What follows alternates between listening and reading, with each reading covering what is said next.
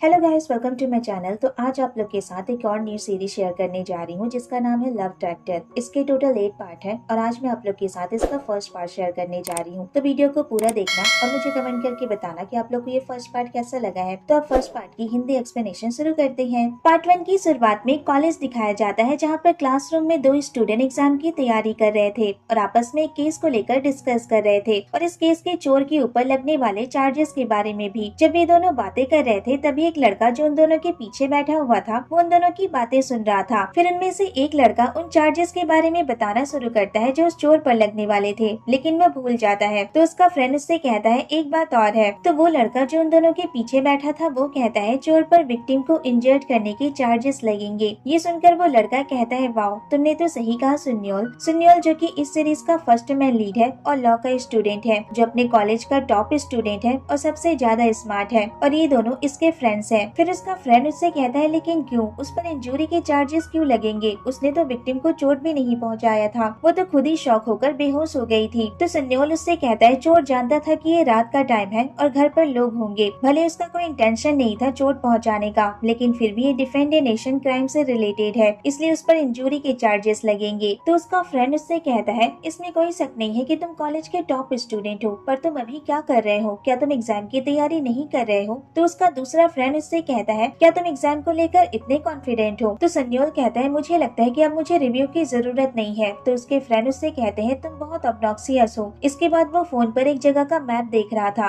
तभी क्लास में टीचर आ जाते हैं। फिर क्लास खत्म होने के बाद सन्योल अपने लॉकर में कुछ सामान रख रहा था। तो उसका फ्रेंड उससे कहता है तुम ब्लैंक पेपर देकर आ गए हो, लेकिन क्यों, क्या तुम्हें जुडिशियस प्रेसिडेंट्स अच्छे से याद नहीं थे, और क्या तुम सच में एक्सचेंज प्रोग्राम के लिए हार्वर्ड नहीं जाने वाले हो। सन्योल कहता है हाँ, मैंने सब कुछ तुम पर छोड़ दिया है। तो उसका फ्रेंड कहता है मैं इसके लिए ग्रेटफुल हूँ, लेकिन आजकल तुम्हें हो क्या गया है, तुमने पेपर ब्लैंक छोड़ दिया और तुम अपने एक्सचेंज प्रोग्राम के मौके को भी हाथ से जाने दे रहे हो। वैसे तुम्हारे लिए ये सब करना बहुत इजी है क्योंकि तुम्हारे डैड के कनेक्शन बहुत अच्छे हैं। ये सुनकर सुन्योल को बहुत बुरा फील होता है और वो वहीं पर रुक जाता है। तो उसका फ्रेंड उससे कहता है मुझे बस तुमसे जलन हो रही थी। तो सुन्योल उससे कहता है अब मैं सोच रहा हूँ कि मुझे ऐसा नहीं करना चाहिए, मैं अपने एक्सचेंज प्रोग्राम के मौके को तुम जैसे के लिए नहीं छोड़ सकता जिसे इवन जुडिशियल प्रेसिडेंट्स के बारे में भी अच्छे से पता नहीं है। उसका फ्रेंड उसकी बात नहीं समझ पाता है। सन्योल उससे कहता है मैं अपने हार्वर्ड एक्सचेंज प्रोग्राम के लिए किसी और को ढूंढ लूंगा। उसका फ्रेंड कहता है लेकिन तुम अचानक ऐसा कैसे कर सकते हो। सन्योल कुछ नहीं कहता है, वहाँ से चला जाता है। इसके बाद वो कार ड्राइव कर रहा था और अपने ग्रैंडपा के घर जा रहा था। ड्राइव करते टाइम वो रेडियो पर एक म्यूजिक प्रोग्राम सुन रहा था,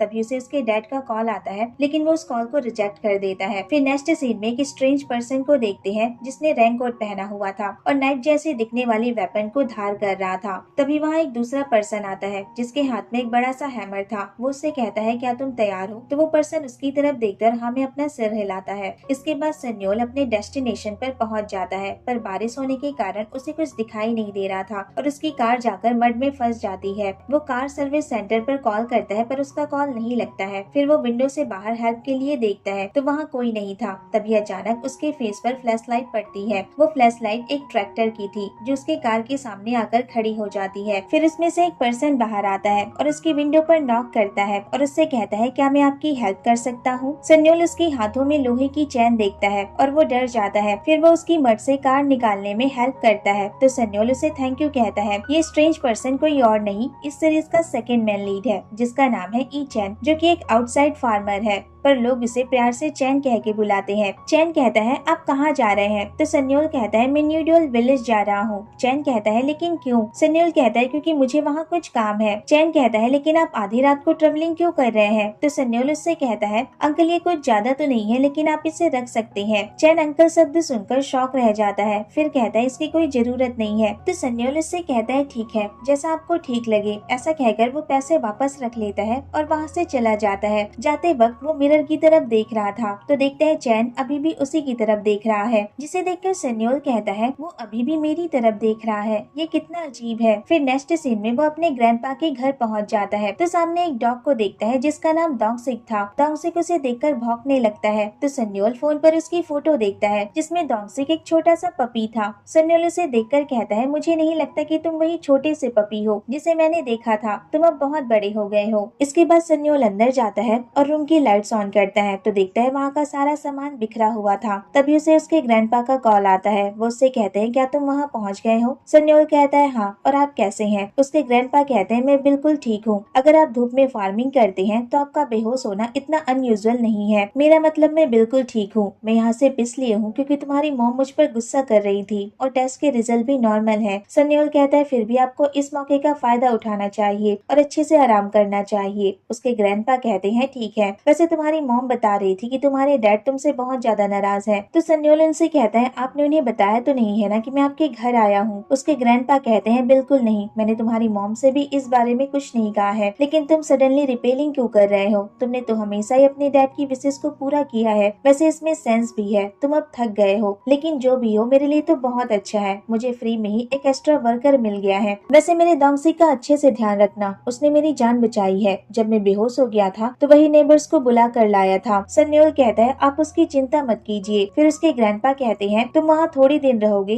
तो वो जगह तुम्हें भी बहुत पसंद आएगी। इसके बाद गुड नाइट कहते हैं और कॉल रख देते हैं। फिर नेक्स्ट सीन में सन्योल फिशेस को फूड खिलाता है और जाकर सो जाता है, पर थोड़ी देर बाद डोंगसिक के भौंकने की आवाज सुनकर उठ जाता है और डोंगसिक जिस पर भौंक रहा था वो चैन था। फिर अगली मॉर्निंग जब वो सोया हुआ था तो चिकन कुक चिल्लाने लगते हैं, जिससे वो इरिटेट हो जाता है और उठ जाता है। फिर फोन पर टाइम चेक करता है और कहता है इवन यहाँ मुझे अलार्म सेट करने की भी जरूरत नहीं है। इसके बाद फ्रेश होकर घर की सफाई कर रहा था। जब वो सफाई कर रहा था तो उसे एक एल्बम मिलता है जिसमें उसके सारे फोटोग्राफ्स थे। जब वो फोटोग्राफ्स देख रहा था तो उसमें से एक फोटो ऐसा था जिसमें वो पियानो प्ले कर रहा था, जिसे देखने के बाद वो उस मोमेंट को याद करने लगता है जब वो पियानो प्ले किया करता था। फिर सारा काम खत्म करने के बाद वो किचन में वेजिटेबल्स को धोकर रख रहा था। तभी वो देखता है कि सामने एक डॉग फूड का पैकेट रखा हुआ था और वो डोंगसिक को फूड देने जाता है तो देखता है डोंगसिक वहाँ नहीं था। तभी उसे उसके ग्रैंडपा की बात याद आती है। फिर वो डोंगसिक को ढूंढने चला जाता है। फिर वो एक लेडी से कहता है क्या आपने इस डॉग को देखा है, और उसकी फोटो दिखाता है। तो वो लेडी कहती है ये कौन है? तो सन्योल उससे कहता है कोई बात नहीं और वहाँ से चला जाता है। उसके जाने के बाद वो लेडी कहती है शायद मैंने इससे कहीं देखा है, पर कहाँ देखा है वो याद नहीं है। फिर नेक्स्ट सीन में सन्योल पुलिस ऑफिसर के पास जाता है और उसे डोंगसिक के बारे में बता रहा था। तो वहाँ खड़ा एक पर्सन जो कि गाड़ी में बैठा हुआ था वो उस पर नजर रख रहा था। इसके बाद सन्योल डोंगसिक को ढूंढते हुए थक जाता है और एक घर के सामने जाकर खड़ा हो जाता है। तो सडनली वहाँ का ऑनर उसके ऊपर पानी फेंक देता है। वो कोई और नहीं चैन था। सन्योल उससे कहता है तुम क्या कर रहे हो? तुम्हें मुझसे पहले माफी नहीं मांगनी चाहिए। चैन उसे देखकर शॉक हो गया था। सन्योल कहता है तुम मेरी बात सुन रहे हो या नहीं?